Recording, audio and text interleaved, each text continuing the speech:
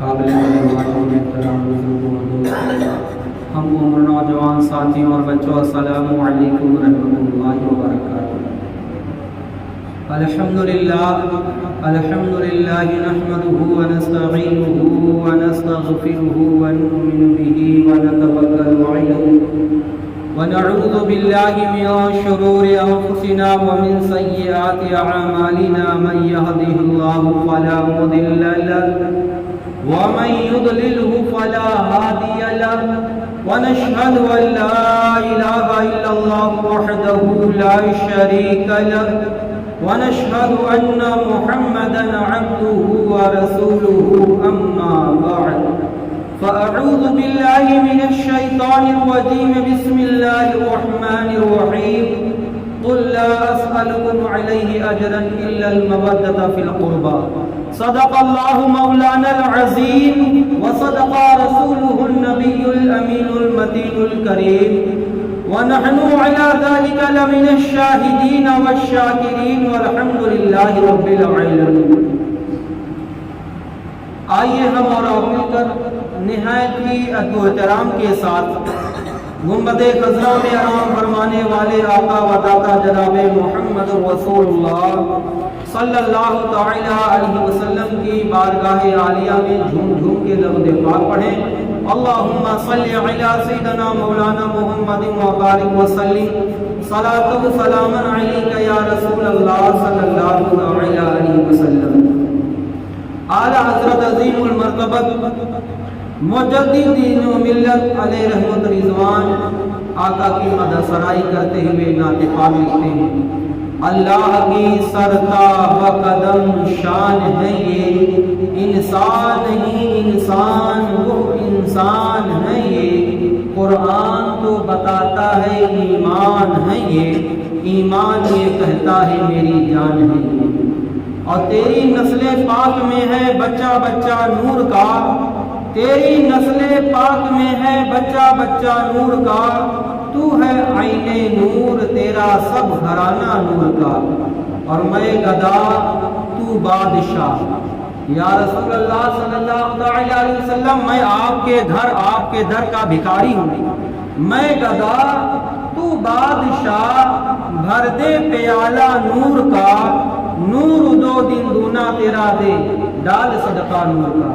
خطبہ مسنونہ کے بعد بہت ہی مشہور و معروف آیت کریمہ تلاوت کرنے کا شرف حاصل کیا، جس میں اللہ تبارک و تعالیٰ نے اپنے پیارے محبوب صلی اللہ تعالی علیہ وسلم کے گھر والوں کی عظمت و محبت کا ذکر بیان فرمایا کہ اے میرے پیارے محبوب، آپ کے امتی آپ سے سوال کرتے ہیں کہ آپ نے ہمارے ساتھ بہت بھلائیاں کی ہیں، دین و ایمان ملا، خدا ملا، اور پڑوسیوں کے حقوق کی ادائیگی کا طریقہ ملا، ماں باپ کا ادب و احترام بتایا، چھوٹوں پر شفقت، بڑوں کا احترام بتلایا۔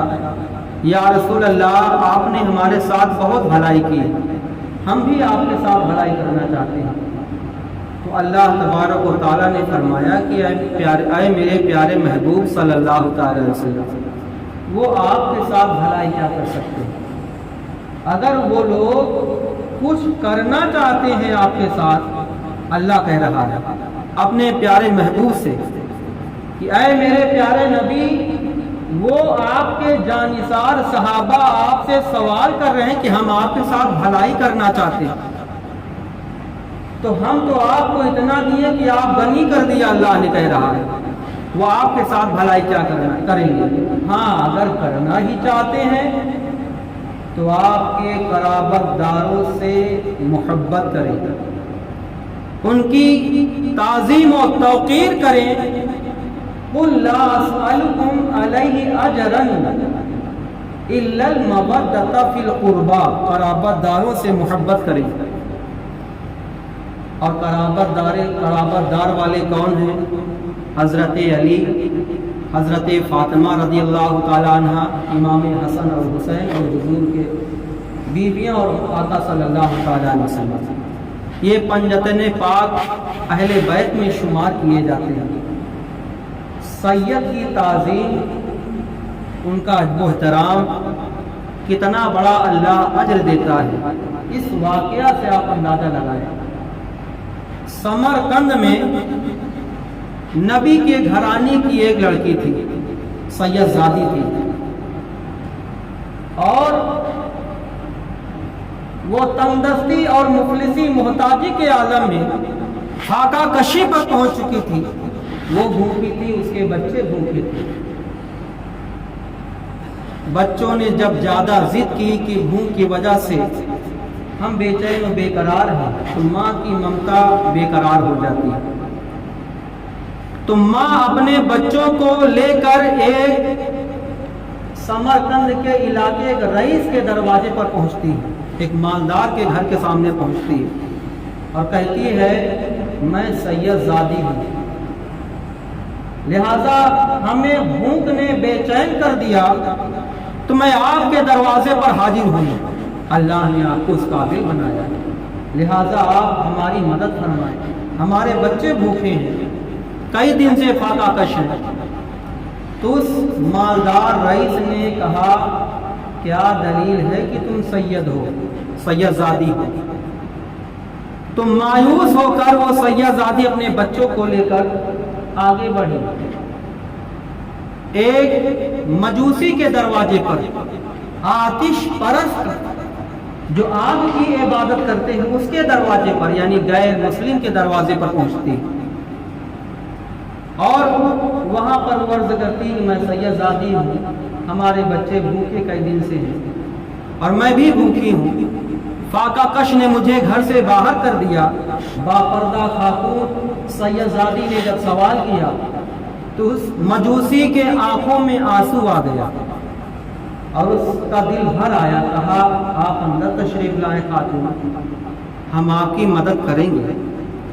انہیں کھانا کھلایا، کپڑا وغیرہ دیا، جو ضروریات تھے پورا کیے، اور شام ہوئی۔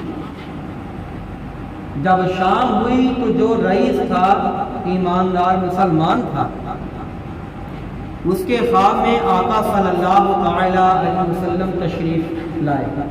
خواب میں دیکھا کہ میدان محشر قائم ہو چکی ہے اور آقا صلی اللہ تعالی علیہ وسلم موجود ہیں، اور ایک عالی شان جنت کا محل جس میں ہیرے جوہرات سے جڑے ہوئے دیکھا۔ تو اس نے عرض کیا کہ یا رسول اللہ صلی اللہ علیہ وسلم یہ کس کے لیے ہے؟ کہا یہ مسلمان مرد کے لیے محل ہے۔ تو کہا یا رسول اللہ میں بھی تو مسلمان ہوں، لہٰذا یہ محل تو ہم کو ملنا چاہیے۔ تو میرے آقا صلی اللہ تعالی علیہ وسلم نے فرمایا کیا دلیل ہو کہ تم مسلمان ہو؟ کیا دلیل ہے کہ تم مسلمان ہو؟ کیونکہ کل تیرے دروازے پر میری بیٹی محتاجی کے عالم میں آئی اور تو اس قابل تھا کہ اسے مدد کرتا، تو آج یہ محل تیرا ہوتا، کسی غریب کا مدد کرنے پر اللہ راضی ہوتا، جنت عطا فرماتا ہے، مگر تو نے مدد نہ کر کے یہ جنتی محل تیرا نہیں۔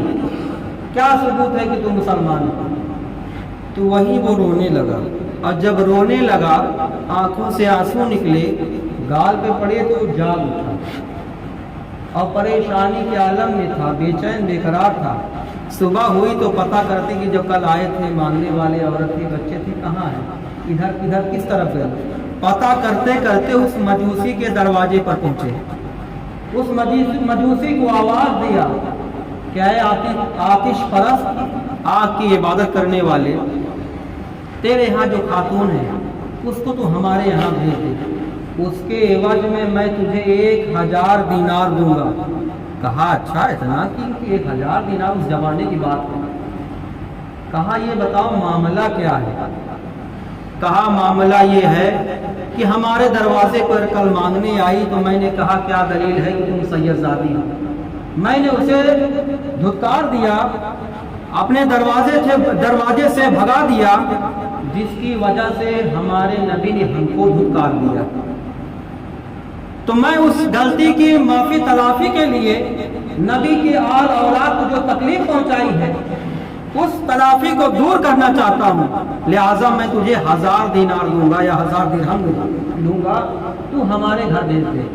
کہا ایسا ہے، ہم ان کو بھیجیں گے نہیں، کیونکہ جو تمہارے نبی تم نے انہیں خواب میں دیکھا، ہم نے ان کی مدد کی، تو خواب میں وہ آخری نبی جناب محمد رسول اللہ صلی اللہ تعالی علیہ وسلم تشریف لائے اور فرمایا کہ تو نے ہمارے صاحبزادی کی مدد کی ہے، لہذا میں تجھے جہنم میں نہیں جانے دوں گا۔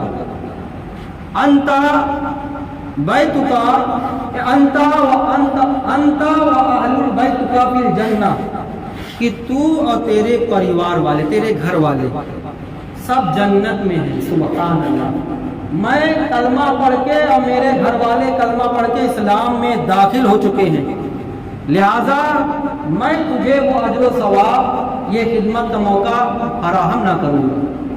تو سید زادی کی مدد کرنے کا، نبی کے گھر والوں کا ادب و احترام کرنے کا صلہ یہ ہے کہ غیر ایمان والے کو ایمان ملتا ہے۔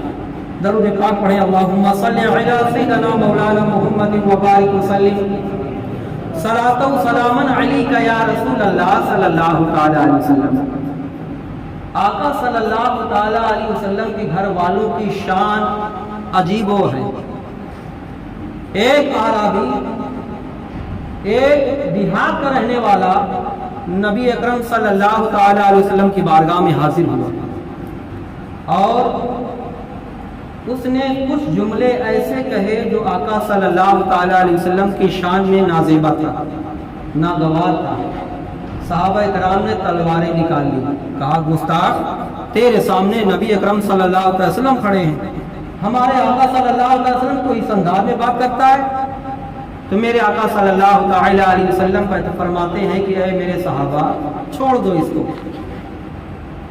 اس نے پھر یہ جذبہ عمل دیکھ کر کہ میں نبی کی شان میں بے ادبی کی، ایسا جملہ بولا جو ان کی شان میں بے ادبی شمار ہوتا ہے، اور یہ نبیوں کے نبی ہم پر مہربانی فرما کر ہمیں معاف فرما دے رہے ہیں، ان کے چاہنے والے اس قدر ان پر جان فدا کر رہے ہیں۔ تو وہ یہ حال دیکھ کر مسلمان ہو جاتا ہے، اور جب مسلمان ہوا تو اس نے کہا یا رسول اللہ صلی اللہ تعالی علیہ وسلم، میں بھوکا ہوں اور ہمارے لباس بھی اچھے نہیں، اور ہمارے گھر والے بھی پریشان حال ہیں، محتاج ہیں، لہذا ہماری مدد فرمائیں۔ تو ہمارے آقا صلی اللہ تعالی علیہ وسلم نے کبھی یہ نہیں کہا کہ ہم نہیں دیں گے، کبھی چاہے جتنی پریشانی ہو آقا کی، کہ پیٹوں پر پتھر باندھے رہے، گھر میں کئی دن چولہا نہ جلے، اور آنے والے کو لٹا دیتے تھے، آنے والے کو عنایت فرما دیتے تھے۔ تو میرے آقا نے فرمایا کہ تم میں سے کون ہے جو اس کی مدد فرمائے؟ تو سعد بن عبادہ رضی اللہ تعالیٰ عنہ کھڑے ہوئے، کہا یا رسول اللہ، ایک اونٹ ہے، ہم اس کو عنایت فرما رہے ہیں۔ ایک صحابی رسول، پھر اللہ رسول صلی اللہ علیہ وسلم نے فرمایا کون ہے جو اس کے سروں کو ڈھانک دے؟ تو وہاں پر ایک صحابی رسول غالباً حضرت علی رضی اللہ تعالیٰ عنہ موجود تھے، انہوں نے اپنا صافہ اتارا اور اسے عنایت فرما دیا، اور پھر آقا صلی اللہ تعالی علیہ وسلم ارشاد فرماتے ہیں کون ہے جو اس کے گھر والوں کا بھی انتظام کر دے؟ تو وہاں پر کوئی نہ کھڑا ہوا۔ عجیب حالت ہی اسلام کے دور کا گزرا ہے۔ تو میرے آقا صلی اللہ علیہ وسلم نے فرمایا لے جاؤ مہاجرین و انصار کے یہاں، بستی میں لے جاؤ، اس کے ضروریات کو پورا کراؤ۔ سگر پہلے کوئی اس کے ضروریات کو پورا نہ کر سکا، آخر میں اس سائل کو لے کر وہ صحابی رسول نبی اکرم صلی اللہ تعالی علیہ وسلم کی صاحبزادی حضرت فاطمہ الزہرا رضی اللہ تعالی عنہا کے دروازے پر پہنچے، اور جب ان کے دروازے پر پہنچے تو آقا صلی اللہ تعالی علیہ وسلم کی صاحبزادی سے پورا حال بیان کیا، تو گھر میں دیکھا کہ کوئی چیز ایسا نظر نہیں آتا کہ ہم اس کو دیں سوائے ایک چادر کے، بار بار وہی چادر پر نگاہ جاتی ہے۔ تو جب وہ چادر دیکھا تو آخر میں جب کوئی جوار کوئی انتظام نہ دیکھا تو نبی کی صاحبزادی جنتی جوانوں کی سردار وہ چادر مبارک اس صحابی رسول کے عنایت فرماتی، کہتی یہ چادر لو، ایک شمعون نام کا یہودی ہے، اس کے پاس لے جاؤ میرا چادر، اور اس سے کہنا جو اس کی قیمت بنتی ہے یہ قیمت اس سائل کو دے دینا۔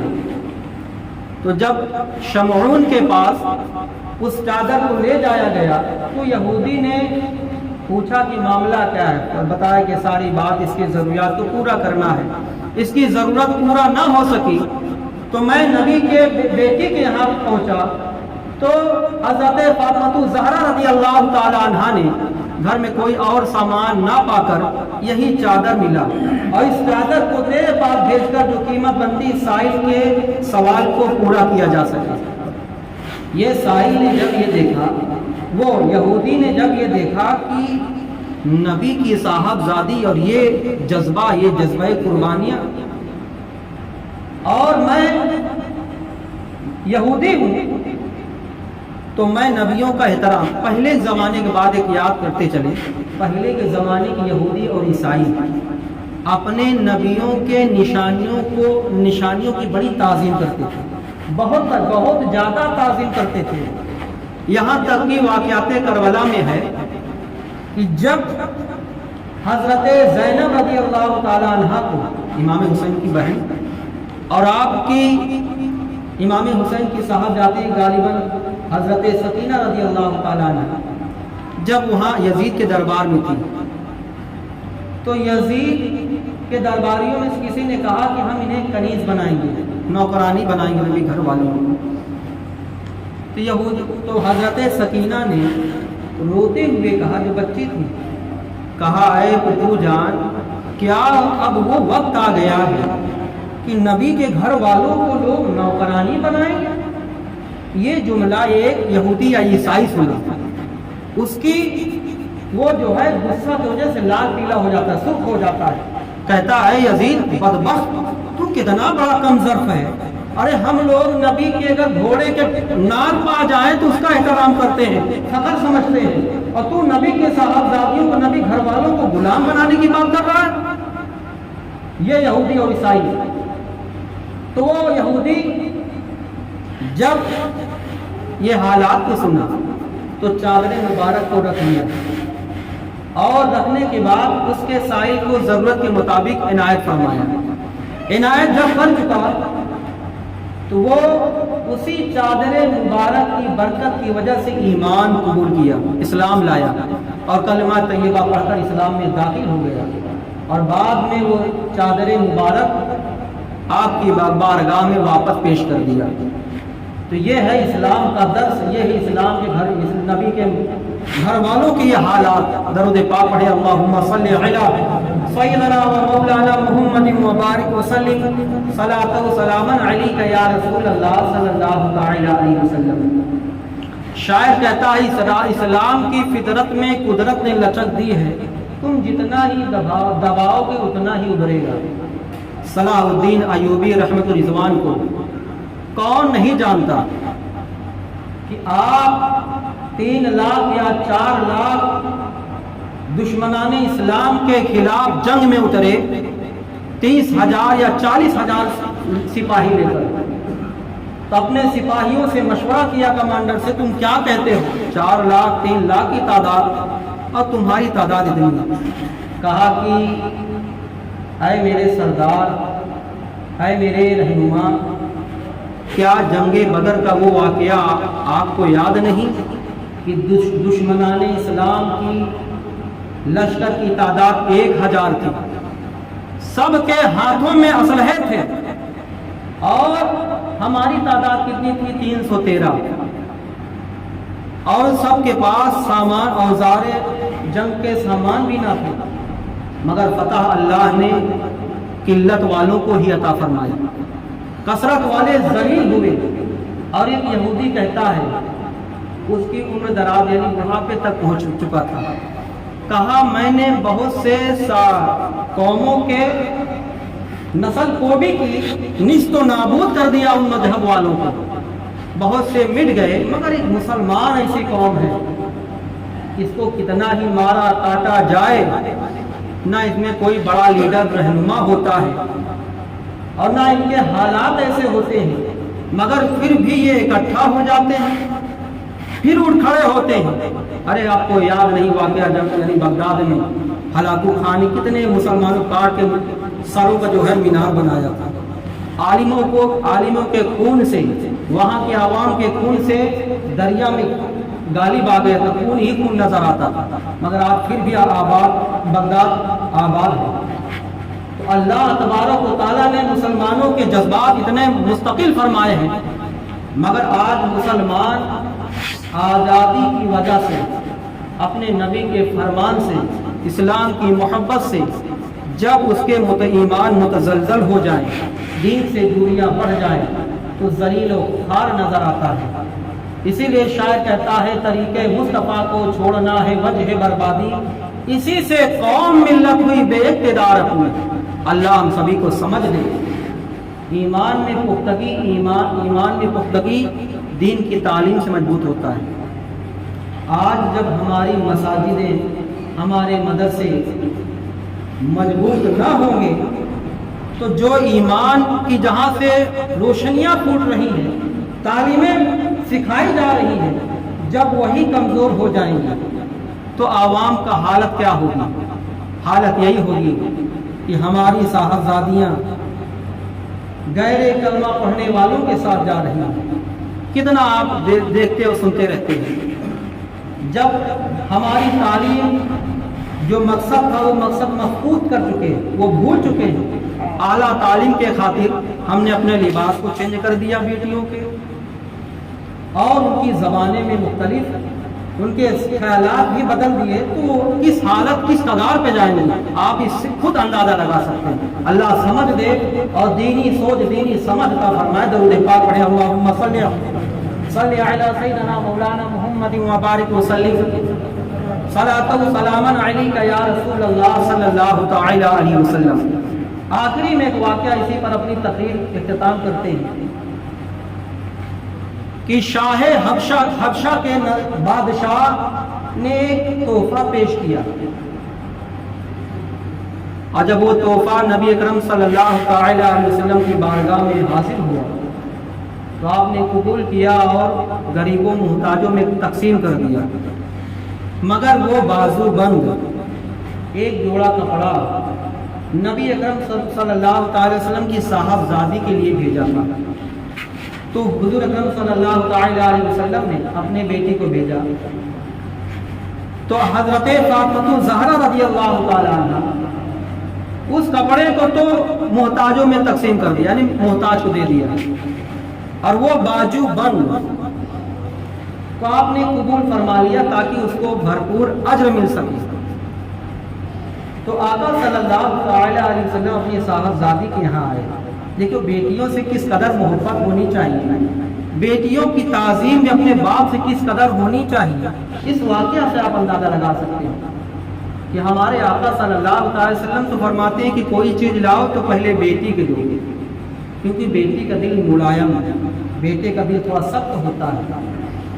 تو آقا صلی اللہ علیہ وسلم جب اپنے صاحبزادی کے یہاں پہنچتے ہیں تو حضرت فاطمہ الزہرا رضی اللہ تعالیٰ عنہ اٹھ کھڑی ہوتی ہیں باپ کی تعظیم کے لیے, آگے بڑھتی ہیں, ہاتھوں کا بوسہ لیتی ہیں.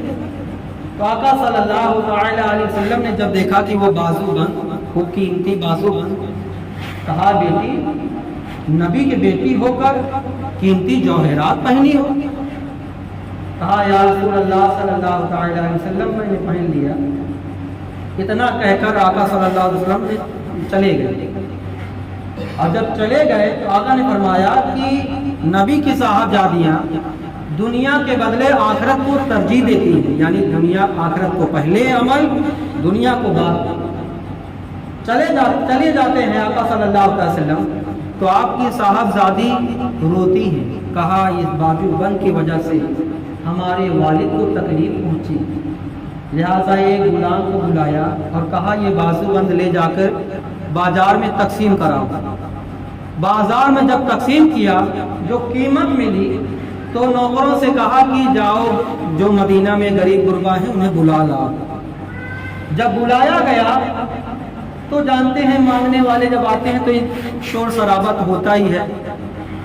یہ آواز ہمارے آقا صلی اللہ علیہ وسلم کے کانوں سے ٹکراتی ہے تو آقا صلی اللہ علیہ وسلم فرماتے ہیں اے عائشہ یہ شور غل کیسا؟ کہا یا رسول اللہ صلی اللہ علیہ وسلم حضرت فاطمہ الزہرا رضی اللہ تعالی عنہا کو جو شاہ حبش بادشاہ یعنی حبشہ کا بادشاہ جو نذرانہ پیش کیا تھا، جو تحفہ پیش کیا تھا، اس بازو بند کو بیچ کر حضرت فاطمہ الزہرا رضی اللہ تعالی عنہا کے دروازے پر جو مانگنے والے آئے ہیں ان کو تقسیم کر رہی ہیں اور انہیں کی یہ آواز ہے۔ اچھا باپ کی محبت دیکھیے، بیٹی نیکی کرتی ہے تو باپ آقا صلی اللہ علیہ وسلم ننگے پاؤں تھے فوراً کھڑے ہوئے اور اسی حالت میں اپنی بیٹی کے دروازے پر پہنچ جاتے ہیں اور اپنی بیٹی کو سینے سے لگا لیتے ہیں، کہتے ہیں بیٹی میں تجھ سے راضی، اللہ تم سے راضی۔ تو آقا صلی اللہ علیہ وسلم کی صاحبزادی نے کہا یا رسول اللہ جب آپ نے یہ بات کہی ابا جان تو مجھے بڑی تکلیف پہنچی کہ آپ کی صاحبزادی ہو کر آپ کو تکلیف، میرا باپ ہم سے ناراض ہو جائے گا۔ میں نے ترنت بیچ کر یہ عمل پہلا عمل کیا۔ تو بیٹیاں بھی کس قدر باپ سے محبت، باپ کی وفاداری اور باپ کے حکموں پر عمل کرتی ہیں اور باپ بھی بیٹیوں سے کس قدر محبت کرتی ہیں۔ اور اپنے یہاں تو اللہ سبحان اللہ اس قدر محبت کہ بیٹے پیچھے ہو جاتے ہیں، ان کی حق تلفی ہو جاتی ہے۔ ہم سب کی بات نہیں کرتے، اکثر و پیشتر کی بات کرتے جو مشاہدے میں ہے۔ حالانکہ اسلام کہتا ہے فَعْدِلُوا أَوْلَادِكُمْ، اولادوں کے ساتھ انصاف کرو، بیٹا ہو اس کو اس کا درجہ دیا جائے، بیٹی ہو تو اس کا درجہ دیا جائے۔ ایسا نہیں کہ صرف بیٹی کو بھی مانا جائے، بیٹے کو درکنار کر دیا جائے، یہ حق تلفی ہوگی، اس پر بھی پکڑ ہوگی۔ یا بیٹا کو بھی مانا جائے، بیٹیوں کو درکنار کر دیا جائے، یہ بھی حق تلفی ہوگی۔ اللہ تعالی ہم سبھی کو اسلام کے مطابق انصاف کی توفیق عطا فرمائے۔ درود پاک پڑھیں، اللہم صلی علی سیدنا مولانا محمد و بارک وسلم صلاۃ و سلاما علیک یا رسول اللہ صلی اللہ علیہ وسلم۔ نماز کے بعد ٹھہریے گا، تھوڑا سا مشورہ کرنا ہے۔ مشورہ کس بات پر؟ بھائی 1.5-2 سال قریب غالباً ایک مولانا صاحب، مولانا اشرف صاحب مدرسے میں پڑھا رہے ہیں اور آپ غالباً 3 مہینہ سے چندے میں تھوڑا سا کمی آ رہی ہے۔ حالانکہ اتنا بڑا گاؤں ہے، ایک سے بڑھ کر ایک ہے، یہاں تو 40-50 ہزار مہینہ میں چندہ آنا چاہیے۔ اسی پر ایک بات یاد آئی، ایک عمر دراز یعنی ضعیف العمر آدمی، وقت زیادہ ہو چکا ہے، سال میں مسجد کی پینٹ کروا رہے ہیں۔ ایک نوجوان نے پوچھا کہ یہ کیا کروا رہے ہیں؟ کہا بیٹا دکھائی نہیں دے رہا ہے سال میں ہم مسجد پر پینٹ ہو جائے۔ یہ وہ مسجد ہے جہاں سے اسلام کی باتیں بتائی جاتی ہیں، لوگوں کے ایمان مضبوط ہوتے ہیں۔ اے نوجوانوں یہ تمہاری ذمہ داریاں زیادہ تھیں، ہمارے بعد تمہاری ہی نسلیں بڑھیں گی آگے، تو بڑھیں گی کب؟ اسلام میں ان کے ایمان و عقائد مضبوط کب رہیں گے؟ جب یہ مسجد اور مدرسے محفوظ رہیں گے۔ اب آج ٹارگیٹ کس کا بنایا جا رہا ہے؟ یہ مسجد، یہ مدرسے ہی ٹارگیٹ بنائے جا رہے ہیں۔ ان کو کس قدر قلیل کیا جائے کہ ان کی تعلیمیں عام نہ ہو سکیں، اسی پر تھوڑا مشورہ کرنا ہے تاکہ مدرسے کی تعلیم رکے نہ، گاؤں کی تعلیم رکے نہ، بچے پڑھتے رہیں اور اسلام کی تعلیم ان تک پہنچتی رہے۔ اسی پر مشورہ کریں نماز کے بعد۔ اللہ سے وہ ہے جو کچھ میں نے بیان کیا اس میں لفظ معنی خطا غلطی ہوئی ہو تو فضل و کرم سے معاف فرما کر اس بڑی السلام علیکم سنت اللہ۔